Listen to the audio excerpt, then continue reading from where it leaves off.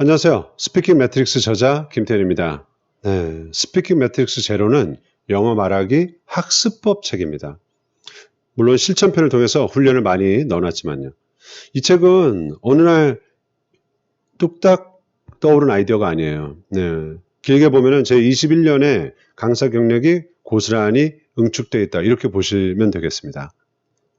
많은 답답함과 절실함, 이런 것들이 이 책의 어머니입니다. 네, 이 책이 나온 이유들이에요. 그래서 제가 이 책을 여러분들한테 이렇게 보여드릴 때는 통쾌함이 이루 말할 수가 없습니다. 통쾌합니다. 네 번째도 마찬가지입니다. 문장 강박에서 벗어나게 드디어 이 키워드가 나옵니다. 문장 강박. 우리가 영어 말하기를 그렇게 고생을 했던 이유는 한마디로 말하면 바로 문장 강박입니다. 자, 리딩 중심의 영어 학습이 가져온 가장 큰 패단은 바로 문장 강박입니다. 이 한 단어로 말할 수가 있어요.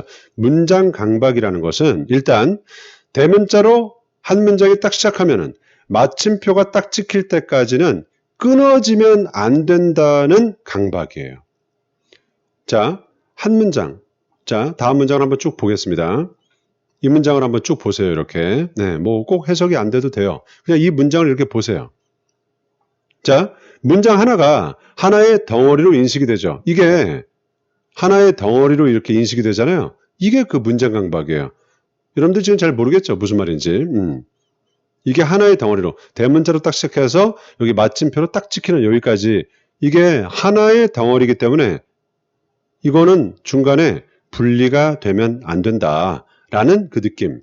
문장 강박. 하나의 문장은 마침표가 찍힐 때까지는 끊어지면 안 된다는 강박. 자, 하나의 문장이 쭉 이어져 있습니다. 그죠? 아주 익숙한 상황이죠. 너무 익숙해져서 이게 당연하게까지 느껴지는 이 하나의 문장을 볼 때의 우리의 감각. 바로 거기에 문장 강박이 숨어 있습니다. It's로 시작해서 쭉 이어져서 lunch로 끝나는 여기까지 무의식적으로는 계속 뭔가가 이어져야 한다. 즉, 끊어지면 안 된다는 강박을 갖게 됩니다. 이 하나의 문장은 하나의 의미 덩어리처럼 인식이 됩니다. 그거 맞는데 네. 하나의 덩어리처럼 인식이 된다. 이게 문제란 말이죠. 이 문장 강박이 있어서 우리나라 사람이 영어로 말할 때는 첫 번째, 하나의 완성된 문장이 준비가 되기 전에는 아예 입을 열지 못한다. 문장이 완성이 돼야 드디어 입을 열 수가 있다. 네, 이런 생각이 강박이 든다는 것이죠. 두 번째, 한번 입을 열어서 말을 시작했다면은 뭔가 계속 이어져야 한다고 스스로 채찍질을 하게 된다는 것이죠. 이 두 가지 현상이라는 거죠. 문장이 하나 완성되지 않으면 입을 못 댄다. 두 번째, 한번 입을 열면 그죠? 문장이 완성될 때까지 계속 뭔가를 말을 해야 된다. 끊어지면 안 된다는 이 두 가지 강박이 생기는 거죠. 하나의 완벽한 이 덩어리가 한 번에 완벽하게 진행되어야 한다는 강박. 끊어지는 것에 대한 강한 두려움. 자, 이게 밑에 깔려 있게 됩니다. 하지만 중요한 것은 저 말을 할 때, 만약에 위에 있는 이 말을 할 때 원어민은 처음부터 끝까지 할 말을 모두 짜놓고 쭉 말을 하는 것이 아니라는 사실인 것이죠. 네, 우리가 하는 이 고생을 원어민 입장에서는 전혀 그렇게 하지 않는다는 거죠. 그건 영어 원어민이든 우리 같은 한국어 원어민이든 그건 다 마찬가지니까요. 여러분들이 우리말을 할 때 어떤 식으로 말을 하는지를 천천히 차근차근 되짚어 보면은 지금 바로 알 수가 있는 과정입니다. 네, 이렇지 않다는 거를. 원래 자연질서의 말하기라는 것은요. 원래 말하기라는 것은 자기가 내뱉은 말, 내뱉은 자기 말에다가 맞게 알맞게 다음 말을 이어나가는 힘이죠. 이게 강력한 거예요. 네, 이게 핵심입니다. 이거지. 처음부터 문장 하나를 통째로 다 만들어 놓고 말하고 또 문장 하나를 다 만들어 놓고 말하고 이게 아니라는 것이죠. 네. 더 작은 의미 덩어리, 청크라고 봅시다, 이걸. 이 청크가 원래 덩어리란 말이잖아요. 의미 덩어리 단위로 끊어져야 맞아요. 아래처럼 말이죠. 자, 읽어보세요. 아까 그 문장인데요. 예. It's quite normal to drink coffee after lunch라는 어쨌든 여러분들 이걸 딱 봤을 때 있잖아요. 어쨌든 덩어리가 세 개가 이렇게 있잖아요. 문장 하나가 세 개의 의미 덩어리로 인식이 된다. 그죠? 이런 느낌. 이것도 벌써 문장 강박이 깨진 거죠. 이게 이런 느낌 있죠? 이게 말하기에 좀 더 가깝습니다. 아까 이렇게 봤던 이 감각 있죠? 이 감각. 예, 문장 하나가 하나의 덩어리로 인식된다는 이 감각. 이거보다는 여러분들이 자, 지금 이거 봤을 때 똑같은 말이잖아요. 이거 봤을 때 세 개의 덩어리구나. 이게 있잖아요. 훨씬 더 진짜 말하기 감각에 가까워요. 네, 벌써 문장 감각이 좀 깨진 거죠. 자, 크게 세 개의 의미 덩어리로 이루어져 있습니다. 이게 그것은 꽤 일반적이다. It's quite normal. 그 다음에 커피를 마시는 것이 그거. To drink coffee. 두 번째, 점심 식사한 후에 after lunch 라는 이 세 개의 의미 덩어리가 계속 이어지면 하나의 문장이 되는 거죠.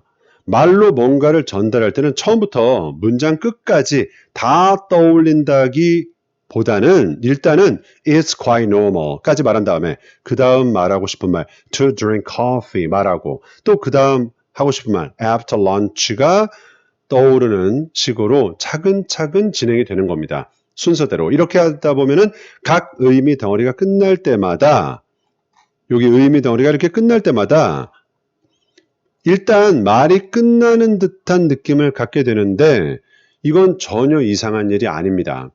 옛날에는 종이랑 펜 같은 물자가 귀했으니까요. 낭비 없이 계속 옆으로 줄줄줄 이렇게 써나갈 수밖에 없었겠죠. 그죠? 그죠? 비우면 안 되니까. 그죠? 뭔가 낭비가 생기면 안 되니까. 지금 우리가 갖고 있는 문장 강박은 아마 여기서 시작된 일일지도 모르겠습니다. 요즘은 그렇지가 않고 디지털 시대니까 종이 낭비 크게 걱정 안 해도 되잖아요. 그러니까 요새는 이렇게 이런 식으로 써놓은 경우가 많더라고요. 네. 이런 식으로. 여러분도 아마 심심찮게 이렇게 볼 수가 있을 겁니다. 위에 청크로 나눠진 글들을 쉽게 만나게 되는데 아마 처음에 옛날에 글을 쓴 사람들도 상황만 허락을 했다면 저렇게 최소 의미 덩어리로 나눠서 밑으로 써내려 왔을지도 모를 일이죠. 옛날에는 이게 귀했으니까 낭비가 없어야 되니까 빽빽하게 다 썼어야 되니까 그죠? 왼쪽에서 시작해서 오른쪽으로 이어지는 사고, 문장의 사고, 이 문장에서 온 이 사고방식, 즉 이것도 문장 강박이라고 할 수가 있습니다. 영어 말하기를 하다 보면요. 손이 왼쪽에서 오른쪽으로 이렇게 가면서 말하는 경우를 종종 볼 수가 있는데 이것도 결국에는 문장 강박을 보여주고 있는 겁니다. 머릿속으로 문장을 이렇게 쓰고 있는 거니까요. 말하기는 왼쪽에서 오른쪽으로 가는 그런 식이 아니고요. 계속 그냥 눈앞에서 나타났다 사라졌다 나타났다 사라졌다 네, 하는 식으로 이어지는 게 맞거든요. 네. 자, 이런 문장 강박을 이미 갖고 있는 우리나라 사람들에게 문장을 의미 덩어리로 나눠서 보여주고 이를 읽게 하는 것 자체만으로도 이미 큰 효과를 볼 수가 있습니다. 일단 머릿속으로 영작을 한다고 하더라도 자기가 짜야 할 의미 덩어리가 아주 짧아지는 거죠. 그래서 훨씬 수월함을 느끼게 되는 겁니다. 이게 훨씬 짧잖아요, 이게. 우리가 영작을 한다고 하더라도 아주 짧게 영작을 하게 되기 때문에 훨씬 더 쉽게 생각이 되는 거죠. 이걸 하나의 덩어리를 다 갖고 있는 것보다, 그죠? 저걸 다 만들어야 된다는 그 느낌보다 요거 짧게 훨씬 더 수월해지는 느낌을 갖게 됩니다. 네. 자, 이런 식으로 점차 진짜 영어 말하기 프로세스로 여러분들을 안내를 해드리는 거죠. 여러분들의 진짜 영어 말하기 잠재력이 켜지는 이유, 네, 보면 벌써 시작되는 겁니다.